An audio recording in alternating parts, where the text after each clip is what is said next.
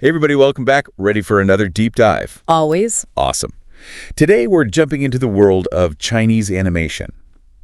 More specifically, the Shrouding the Heavens Donghua.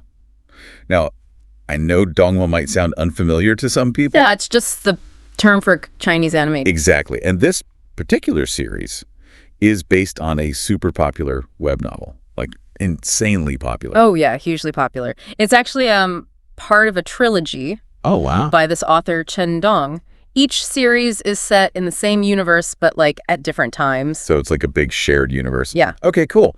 And the reason we're talking about it today is this recent episode. It's causing quite a stir online. It is. Because it features a surprise crossover. Yes. With another series in that trilogy, Perfect World. That's right. Perfect World chronologically comes before Shrouding the Heavens. And there are a couple things that are really making fans go crazy about this episode. Okay, so two main points of contention. Yeah, that's right. A controversial character decision and kind of a wild tonal shift. So we're going to break all that down. Awesome. Let's do it. So can you set the scene for this crossover? Sure. It all revolves around a character from Perfect World named Lu Shen. She's this really powerful willow deity. Okay, a willow deity. That's cool. Yeah. And the way they introduce her is in this post-credit scene. Yu Fan, the protagonist of Shrouding the Heavens. Uh-huh. He encounters this giant glowing willow tree. Oh, wow. And he's like, whoa, this aura is incredible. And then boom, Lu Shen speaks. Oh, no, really? Yeah. She just like pops out of the tree? She's like, who are you? You don't seem to belong in this era. That's such a cliffhanger. Yeah, right. Like, what does that even mean? Exactly. It's a very deliberate way to acknowledge that these series are connected. And it's kind of like a, hey, come check out Perfect World too. Yeah. They're teasing the audience a little bit. Yeah, they are. And it goes even further. They've announced a special episode in Perfect World focused on Lu Shen. And concept art has already been released for Yi Fan as the Heavenly Emperor. Really? So, like, hinting that he'll maybe even show up in Perfect World later on. Whoa, that's blowing my mind right now. So they're really building this whole interconnected world. Yeah, they are. It feels very strategic. Like almost a gateway drug to fandom? Totally. But, no big experiment comes without its problems, right? This episode has had its fair share of criticism. Oh, yeah. What's going on there? A lot of the discussion is around Yi Fan, the way he's portrayed. You mean after his big fight with the Golden Peng Prince? That's the one. After that crazy battle, he just collapses, totally exhausted. Wait, really? Yeah, and a lot of fans are not happy about it. Why? I mean, it was a tough fight, right? It was, but the thing is, the Golden Peng Prince had actually been holding back his power. Oh, really? Yeah, on purpose, to match Yi Fan. So for Yi Fan to still collapse... Doesn't really make sense. It just doesn't make sense. Yeah. It feels like they're saying he's weaker than he should be. And especially since the prince is just walking away like nothing happened. Exactly. It kind of undermines the whole victory. It does. It feels like a missed opportunity. It really does. Like, do you think the creators kind of misjudged how fans understand Yi Fan and, like, the power dynamics in Shrouding the Heavens? Yeah, maybe they didn't realize how much fans have already thought about all that stuff. Right. It sparked a lot of debate online, for sure. So we've got the problem with Yi Fan. What's the other big issue? Oh, the tonal shift. It's a doozy. Right after this super serious battle, the episode throws us into this comedic scene. Oh, what? Like a flashback or something? No. It's Yu Fan haggling with vendors in this place called the Monster Market. Monster Market? What is that? It's basically this marketplace where they trade all sorts of crazy creatures and magical items. But the scene itself, it's played for laughs. Oh, I can see how that would be weird. It's super jarring. People are going from watching this epic fight to, like, slapstick comedy. Yeah, that's a pretty big tonal shift. It really is. A lot of viewers felt it totally ruined the tension, and they were left feeling really confused. So we've got these two big issues.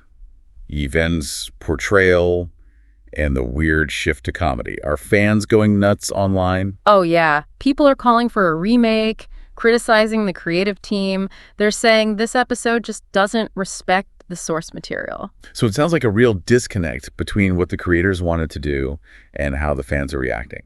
Is this just like bad execution, or is there something deeper going on? That's what we're going to explore next. We need to look at the director's intentions, the whole challenge of adapting something that people love so much, and how storytelling works when you've got this giant shared universe. All right, you've piqued my interest. Let's unpack all that. Let's do it. So we've been breaking down this Shrouding the Heavens episode. You talked about how tricky it is to adapt a story like this. What are your thoughts? Like, how do you think the creators handled it? It's a tough one. Adapting a book, you always have to, balance things. Stay true to the original, but bring something new to the screen. It's like a tightrope walk. Totally. One wrong step and you tick off the entire fan base. Yeah, especially with Shrouding the Heavens.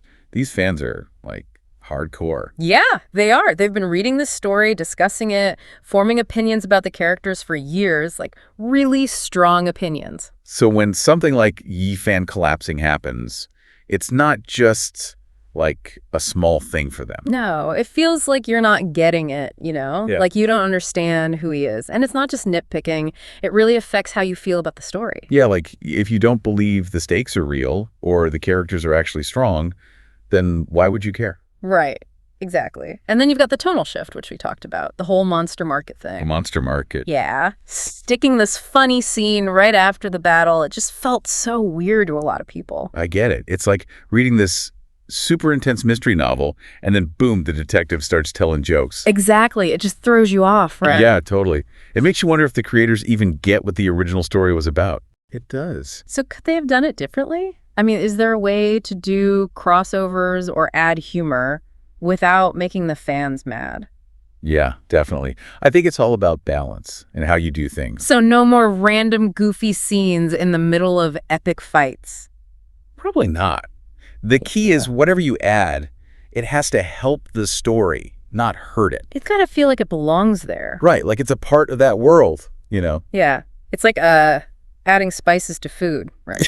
A little bit is good, but too much, and you ruin the whole dish. Perfect analogy. It's all about finding the right balance, understanding your audience. And respecting the source material. Exactly. Speaking of which, we know they're trying to, get more people into Chen Dong's universe by bringing in stuff from Perfect World.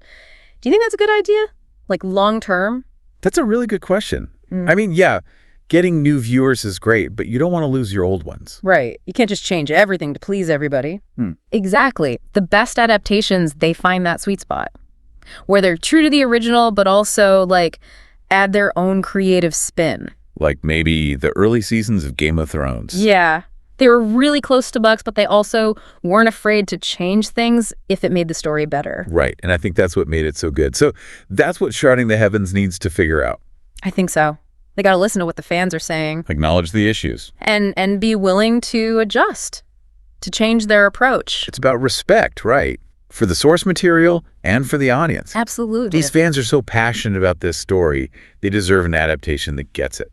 They do. So how do we make sure that happens? I think it comes down to understanding that every single thing matters in a story. Every scene, every line, every little change in tone, it all has to mean something. It all has to contribute to the bigger picture. Yeah. So what can they learn from all this? From this episode and the fan reaction? Yeah, what now? I think it's a chance to grow, right? To learn from their mistakes. If they really listen to the feedback and start focusing on what makes this story great, I mean, they could still create an amazing adaptation, one that really captures Chen Dong's work. You've given us a lot to think about, but how does this one episode fit into Chen Dong's larger world? Ooh, good question. And it brings up a much bigger conversation about interconnected storytelling and the future of the whole Shrouding the Heavens saga. So we've talked about the fans, the directors, adapting the story, but I keep thinking about the bigger picture, Where does this one episode fit into Chen Dong's whole universe? That's the million-dollar question. It gets us into this whole fascinating thing about interconnected storytelling. Because remember, he's not just telling one story. He's built this whole world with multiple series all happening at different times. It's like a tapestry, all these separate threads, but they're all connected somehow. Exactly. And this crossover, even with the problems we talked about, it gives us a peek at how these stories could intertwine, influence each other. So we shouldn't just look at this episode by itself. It's more like a stepping stone to something much bigger. Exactly.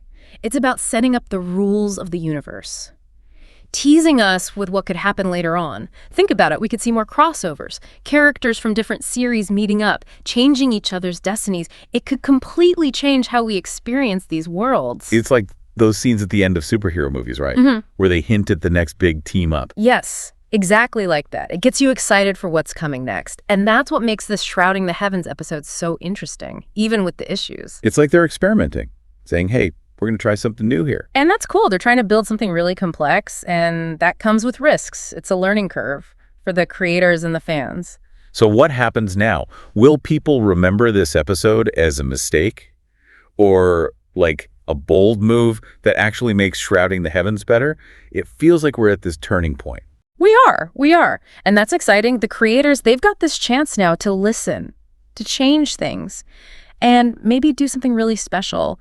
And for us as viewers, it's a chance to be part of it. To talk about it, give our opinions, maybe even like shape how the story goes. Exactly. It's an invitation. Dive into this world, read the books, and just like embrace the possibilities. It reminds you that these stories, they're alive, they're changing, and we're part of that. We are. So keep talking about it, keep exploring, and let's see where it all goes. Absolutely. Until next time. Happy watching, everyone.